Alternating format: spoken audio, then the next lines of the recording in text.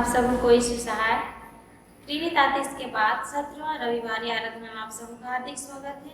आइए हम लोग आज का आह्वान वचन सुनेंगे जो हमें मिलता है भजन संहिता भजन नंबर 7 1 और 2 पद। भजन संहिता भजन नंबर 7 1 और 2 पद। हे मेरे परमेश्वर यहोवा, मेरा भरोसा तुझ पर है। सब पीछा करने वालों से मुझे बचा और छुटकारा दे। ऐसा ना हो कि वे मुझको सिंह के समान फाड़ कर टुकड़े टुकड़े कर डालें और कोई मेरा छुड़ाने वाला ना हो। आमीन। आइए हम प्रार्थना करें। हे सर्वशक्तिमान परमेश्वर दयालु पिता, हम फिर से तुझे धन्यवाद देते हैं कि तूने हम हर एक के संग साथ रहकर हमारी रक्षा रखवाली आढ़ाल किया, हर एक प्रकार के संकट विपत्ति से बचाया और तूने आज के दिन को देखने में हमें सहायता हुआ क्या, इसमें धन्यवाद देते हैं। तुझसे प्रार्थना है हमारे सारे पाप दोष अपराध गुनाहों को दया से क्षमा कर, शुद्ध और पवित्र मन दे और अपनी उपस्थिति हमारे के बीच में दे, ताकि हम तेरी महिमा स्तुति आत्मा और सच्चाई से करने सके। ये दिन धन्यवादी प्रार्थना शुद्ध और स्वर्गराज में ग्रहण कर। आमीन। आराधना को आरंभ करते हुए हम लोग गाएंगे साक्षीवाणी से गीत नंबर 292, साक्षीवाणी गीत नंबर 292। पूर्ण हुआ 6 दिन का काम, आया है अब दिन विश्राम।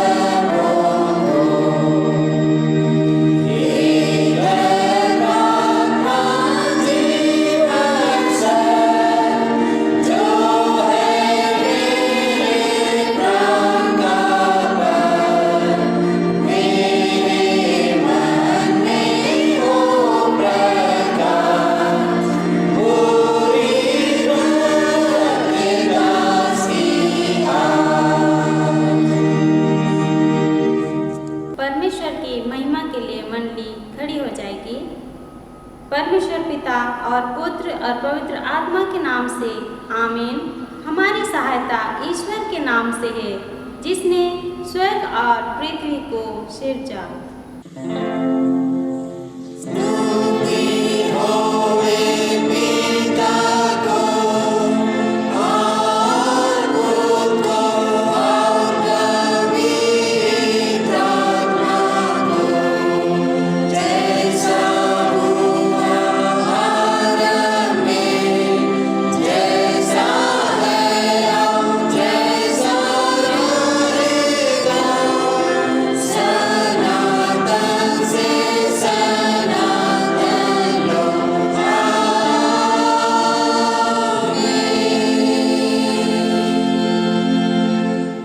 ईश्वर के सामने अपने पापों को दीनताई से मान लें। हे सर्वशक्तिमान ईश्वर दयालु पिता, हम दीनताई से अपने सब पाप और अपराधों को तेरे सम्मुख मान लेते हैं। तू अपने प्रिय पुत्र हमारे प्रभु यीशु ख्रिस्ट के कारण हम पर दया दृष्टि कर और हमारे सब पापों को क्षमा कर। आमीन।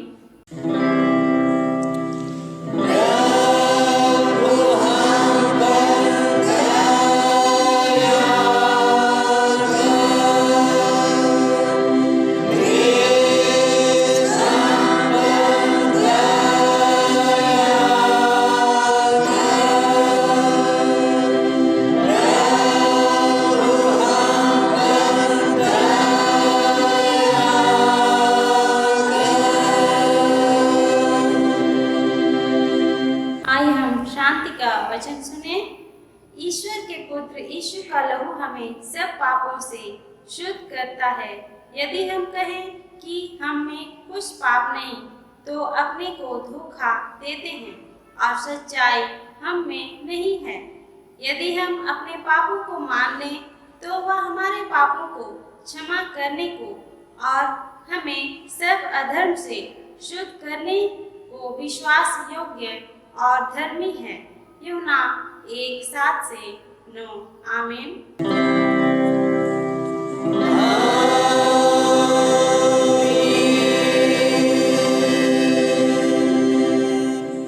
मंडली उठे, सबसे ऊंचे स्थान में ईश्वर का गुणानुवाद हो।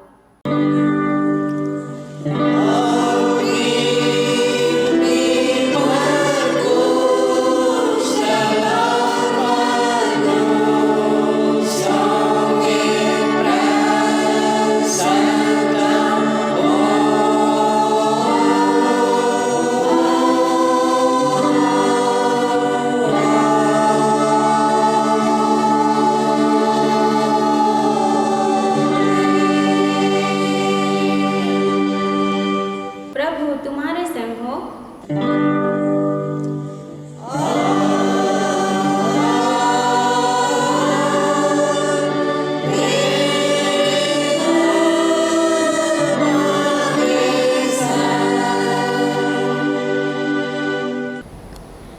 आइए हम प्रार्थना करें।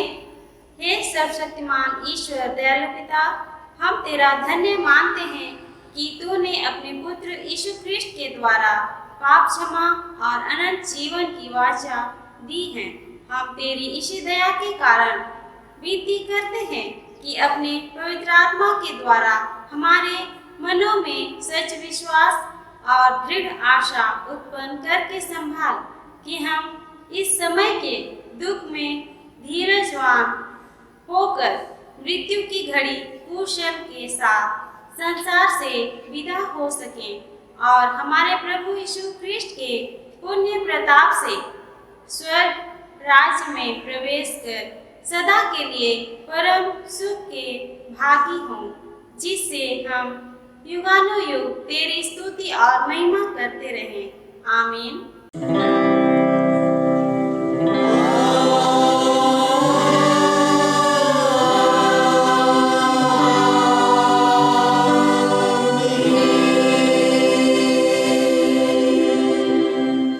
आज के लिए ठहराया गया पहला पाठ वचन हम लोग सुनेंगे इब्रानियों के नाम पत्री में से उसका 4था अध्याय 9 से लेकर 13 पद तक।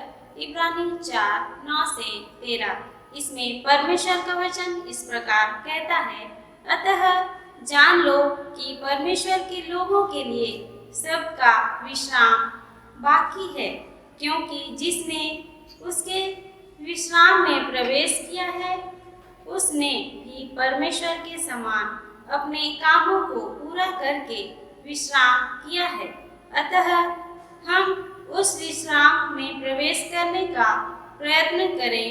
ऐसा ना हो कि कोई जन उनके समान आज्ञा ना मानकर गिर पड़े, क्योंकि परमेश्वर का वचन जीवित और प्रबल और हर एक दो धारी तलवार से भी बहुत चोखा है और प्राण और आत्मा को और गांठ और गुद्दे को अलग करके आर पार छेदता है और मन की भावनाओं और विचारों को जांचता है। सृष्टि की कोई वस्तु उससे छिपी नहीं है, वरन जिससे हमें काम है उसकी आंखों के सामने सब वस्तुएं खुली और प्रकट हैं यहाँ तक। आमीन। तेरा धन्यवाद हो हे ख्रिस्ट यीशु। हालेलुया।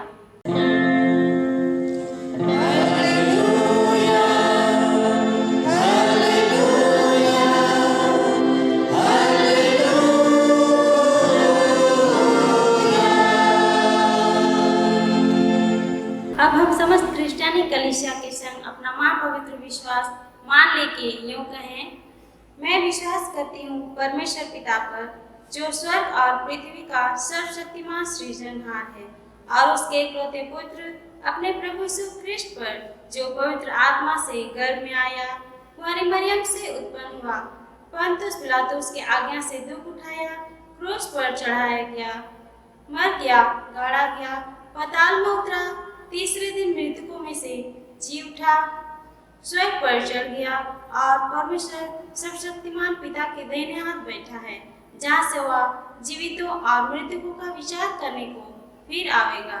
मैं विश्वास करती हूँ पवित्र आत्मा पर, एक ही पवित्र क्रिस्तानी कलीसिया, पवित्रों की संगत पर, पापों की क्षमा, देह के जीवने और अनंत जीवन पर।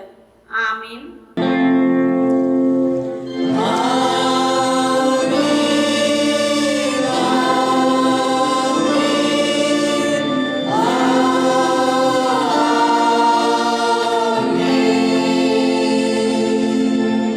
मंडली बैठे। आराधना के लगातार हम लोग दूसरे गीत गाएंगे। साक्षीवाणी से गीत नंबर 136, साक्षीवाणी गीत नंबर 136। जो ईश्वर करता भला है, वह न्याय से सब कुछ करता।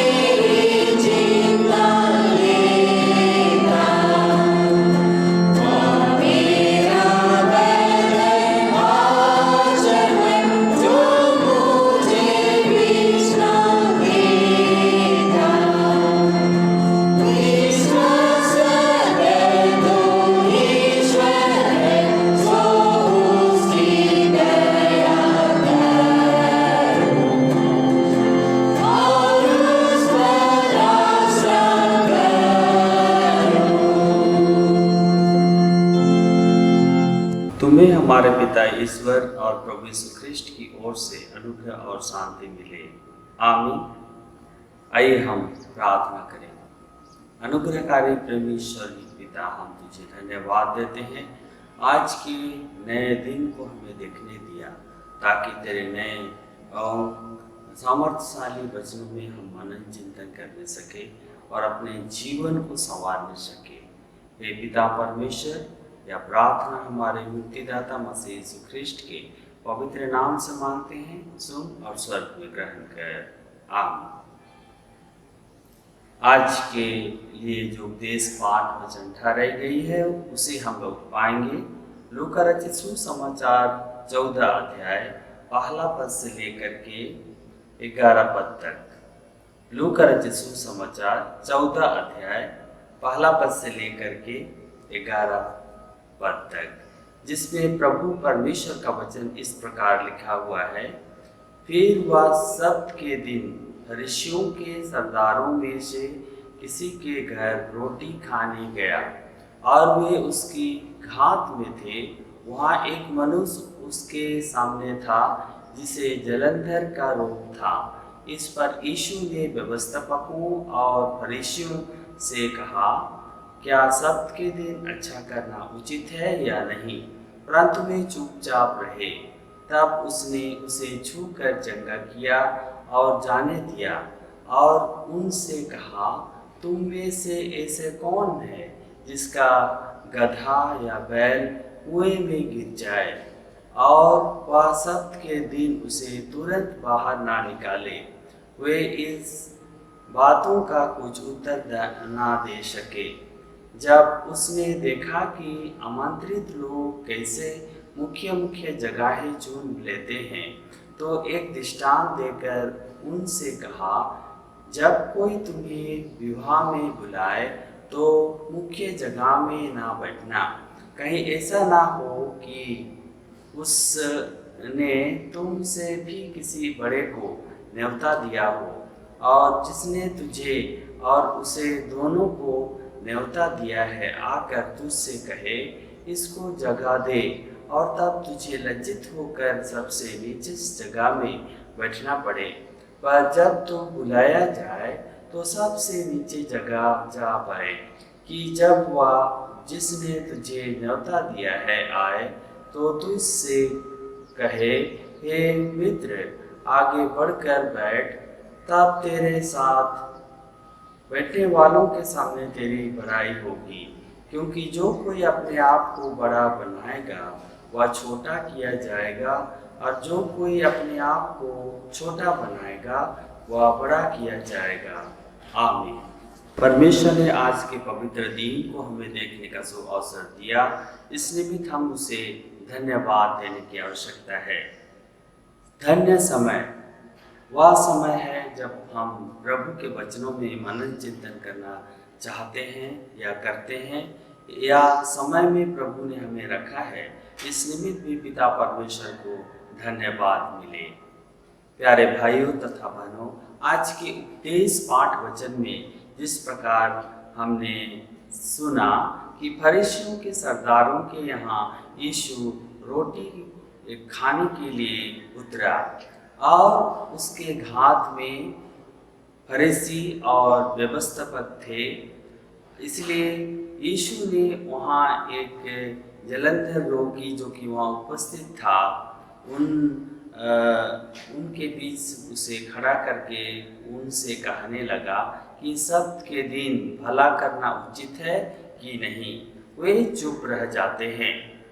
उन्हें समझाने के लिए प्रभु यूँ कहता है, यदि तुम्हारे गधा या बैल सब्त के दिन कुएं में गिर जाए तो क्यों तुम उसे बाहर ना निकालोगे? प्यारे भाइयों तथा बहनों, आगे शुरुआत से ही फरीसी और व्यवस्थापक यीशु को पकड़वाना चाहते थे और यीशु इसे अच्छी रीति से जानता थे। इसलिए उसने उन्हें पाठ सिखाता है कि सब्त के दिन आवश्यक बातों को किया जाए। जैसा कि हम यहूदियों के परंपराओं में देखने को पाते हैं कि सब्त के दिन में खाने पीने के कामों को छोड़ करके अन्य काम नहीं किए जाते थे। तो प्रभु इसके अंदर में जो भीतरी रहस्य है उसे उन्हें सिखाता है, और उसे जो विशेष भोज में बुलाया गया था वहाँ और भी लोग थे और वे मुख्य मुख्य जगह खोज खोज करके वे बैठने लगे। तो प्रभु उनसे कहता है, ऐसा नहीं, परंतु जब तुम किसी विवाह के भोज में जाते हो सबसे निचले स्थान में बैठो, ताकि वहाँ का बुलाने वाला तुझसे भी ऊपर ओहदे वाले को बुलाया हो और वह तुझसे कहे कि तू नीचे जाके बैठ। इससे अच्छा है कि सबसे निचले स्थान में बैठ और वह तुझे ऊपर बैठाएगा और लोगों के सामने तेरी इज्जत बढ़ेगी। इस प्रकार प्रभु उन्हें कहता है और उन्हें कहता है कि जो कोई अपने आप को बड़ा करेगा वह छोटा किया जाएगा, और जो कोई अपने आप को छोटा करेगा बड़ा किया जाएगा। तो प्यारे भाइयों तथा बहनों, प्रभु यीशु उस भोज में बुलाए तो गए थे, लेकिन विशेष करके वे उसे फंसाने के लिए बुलाए थे। और वह प्रभु अपने अंदर जान जाता है और उस जलंधर के रोगी को वह अच्छा करता है। तो प्यारे भाइयों तथा बहनों, हमें भी विशेष शिक्षाएं इस खंड से लेने की आवश्यकता है। रविवार या दिन में हमें जो आवश्यकता काम है उसे हमें करने की आवश्यकता है। और जो बहुत ही संकटपूर्ण स्थिति में हमें लोगों की सेवा करना है और वचन में छिपा हुआ गहराई को हमें जानने की आवश्यकता है, ना कि वचन को ऊपरी रूप से, परंतु उसके अर्थ को हमें जान करके उसके अनुसार चलने की आवश्यकता है। अर्थात हमें प्रैक्टिकल लाइफ जीना है। हम सबत के दिन के लिए नहीं, परंतु सब्त का दिन हमारे लिए ठहराया गया है और हम उस दिन में प्रभु की उपासना करते हैं और उसकी महिमा करते हैं। प्रभु आज के इस उपदेश पाठ वचन के द्वारा हमसे वार्तालाप करें और हम जैसा कि वह हमें सिखाया उसके अनुसार हम चलने की कोशिश करें। प्रभु इस वचन के द्वारा हमें बहुतायत से आशीष देवे। आमीन। आइए हम प्रार्थना करें। अनुग्रहकारी प्रेमी स्वर्गीय पिता, सुंदर वचन से हमें तूने आज आशीषित किया है। हे पिता परमेश्वर, हम कोई भी रोगी हो तू हमें चंगा कर सकता है। और हे पिता परमेश्वर, तेरे वचन के गुण रहस्यों के अनुसार हमें चलने की आवश्यकता है। सब्त के दिन अर्थात रविवार या दिन हमें सबसे महत्वपूर्ण बातों को, महत्वपूर्ण कामों को हमें करने की आवश्यकता है। उसके साथ साथ तेरे संगति में हमें रहना है, ना केवल सब्त के दिन में, परंतु सप्ताह भर के जीवन में तेरे संग हम रहें और उसका प्रतिफल हम निश्चित रूप से प्राप्त करेंगे। प्रभु इस वचन के द्वारा प्रभु या प्रार्थना हमारे मुक्तिदाता मसीह यीशु ख्रिस्ट के नाम से मांगते हैं। सुन और स्वर्ग में ग्रहण कर। आमीन। और ईश्वर की शांति जो समस्त ज्ञान से ऊर्ध्व है, ख्रिस्त यीशु में प्रत्येक के हृदय और मन की रक्षा करे आपसे सदा लो। आमीन। आराधना के लगातार हम लोग तीसरे गीत गाएंगे। साक्षीवाणी से गीत नंबर 238, साक्षीवाणी गीत नंबर 238। यीशु कहता तू साफ उजाला दे, जैसे छोटा दिया जलता रात्रि में। जग में है अंधेरा झूठ बुराई का, सो वहाँ तुम चमको और मैं यहाँ। इसी गीत में हम लोग दान अर्पण करेंगे।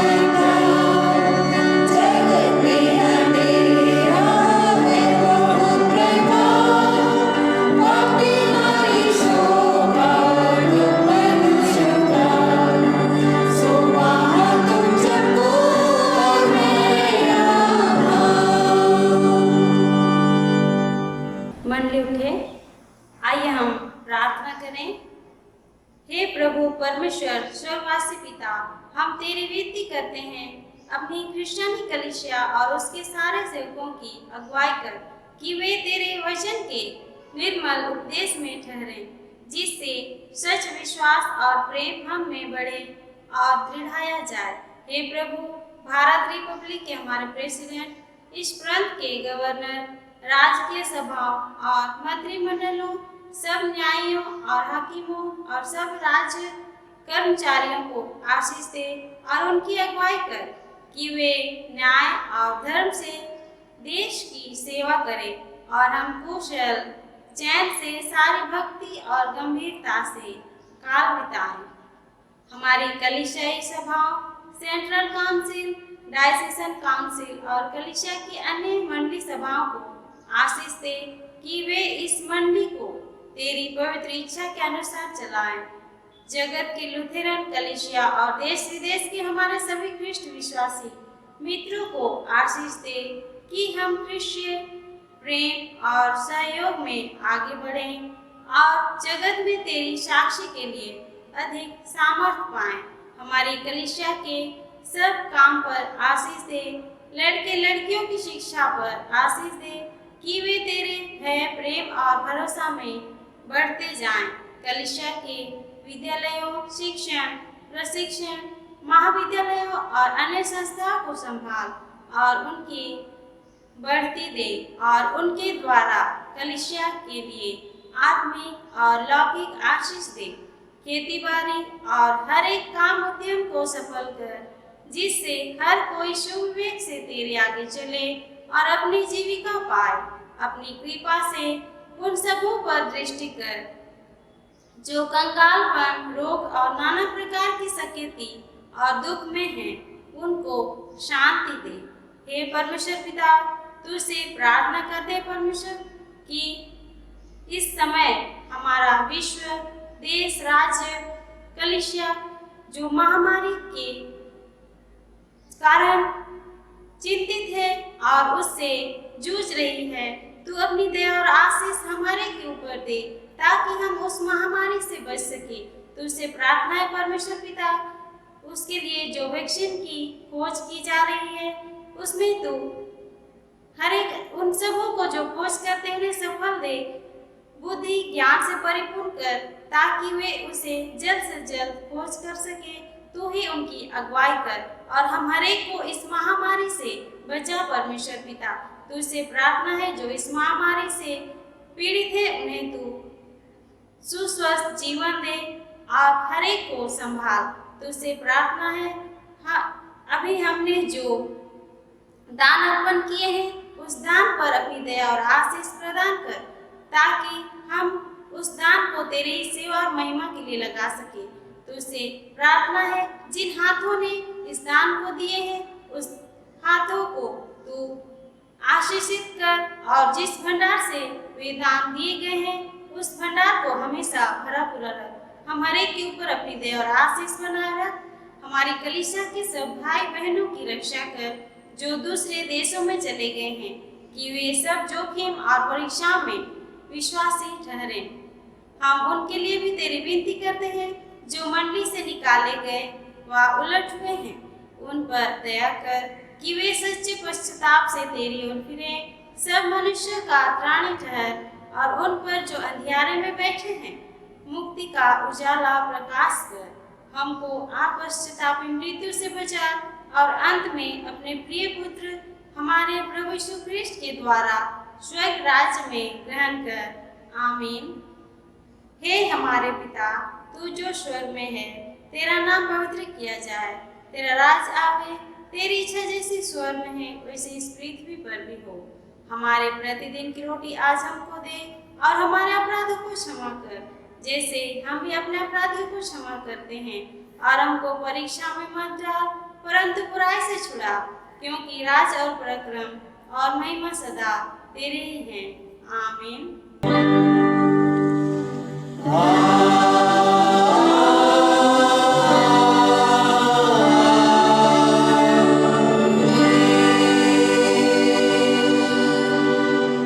अब त्रिएक ईश्वर का आशीर्वाद वचन विश्वासी और दीन मन से ग्रहण करे।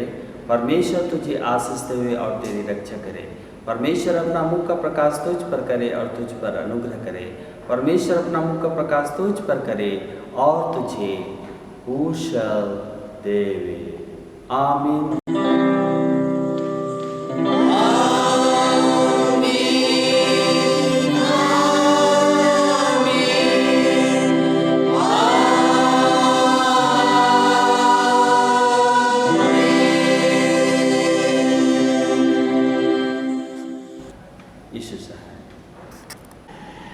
आप सबों के लिए एक विशेष सूचना।